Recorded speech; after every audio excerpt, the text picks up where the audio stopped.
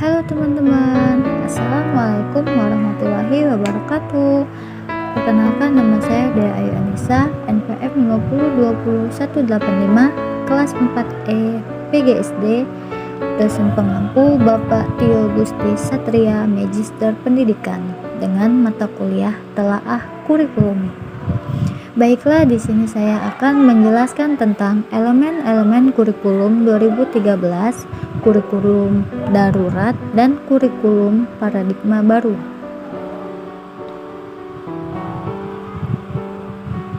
Yang pertama, elemen-elemen kurikulum 2013. Elemen-elemen perubahan kurikulum 2013 mencakup sebagai berikut, yaitu seperti standar kompetensi lulusan yang disebut SKL, standar isi, SI, standar proses, dan standar penilaian. A. Jenis perubahan. Yang pertama, kompetensi lulusan, yang kedua materi, yang ketiga proses, dan yang keempat penilaian. Yang pertama, perubahan potensi lulusan. Perubahan pada kompetensi lulusan adalah konstruksi holistik didukung oleh semua materi atau mata pelajaran terintegrasi secara vertikal maupun horizontal. Yang kedua, perubahan pada materi pembelajaran. Perubahan pada materi pembelajaran dikembangkan berbasis kompetensi sehingga memenuhi aspek kesesuaian dan kecukupan, kemudian mengakomodasi konten lokal nasional dan internasional antara lain TIMMS, PISA, dan PIRLS. 3. Perubahan pada proses pembelajaran. Perubahan pada proses pembelajaran mencakup A. Berorientasi pada karakteristik kompetensi yang mencakup 1. Sikap menerima, menjalankan, menghargai, dan menghayati dan mengamalkan. Yang kedua, keterampilan, mengamati, menanya, mencoba, menalar, pengetahuan, mengetahui, memahami, menerapkan, menganalisis, mengevaluasi, dan mencipta.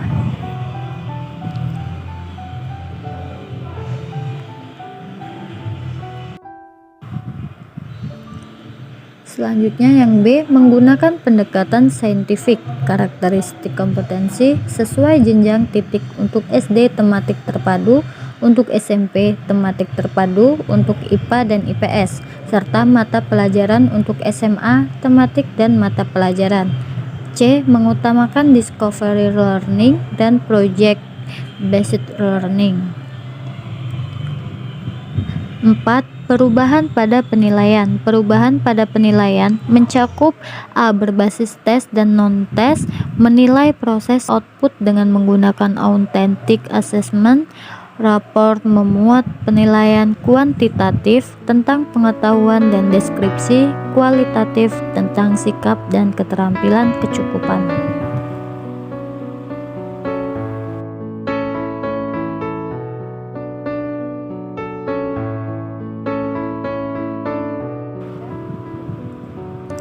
Elemen-elemen kurikulum darurat. Kompetensi dasar dikurangi secara dramatis untuk setiap mata pelajarannya.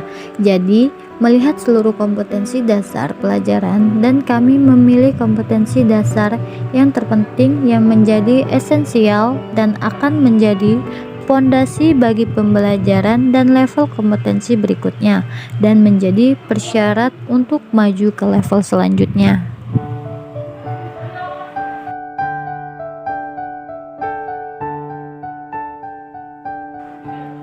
1. Modul SD dan PAUD. Yang kedua, asesmen diagnostik. Elemen kurikulum paradigma baru. Ada 3 elemen penting di dalam kurikulum 2022 ini. Yang pertama, berbasis kompetensi yaitu pengetahuan, keterampilan, dan sikap dirangkaikan sebagai satu kesatuan proses yang berkelanjutan sehingga membangun kompetensi yang utuh. 2. Pembelajaran yang fleksibel yaitu menyusun capaian pembelajaran dalam fase-fase 2 atau sampai 3 tahun fase sehingga peserta didik memiliki kesempatan untuk belajar sesuai dengan tingkat pencapaian, kebutuhan kecepatan, dan gaya belajarnya. 3.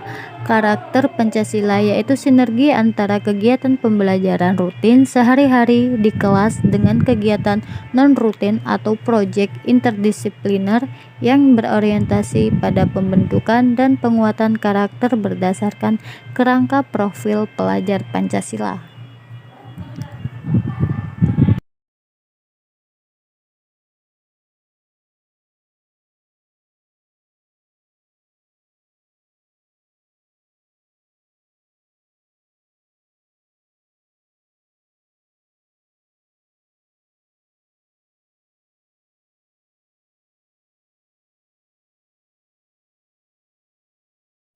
Baiklah, itu tadi yang dapat saya sampaikan.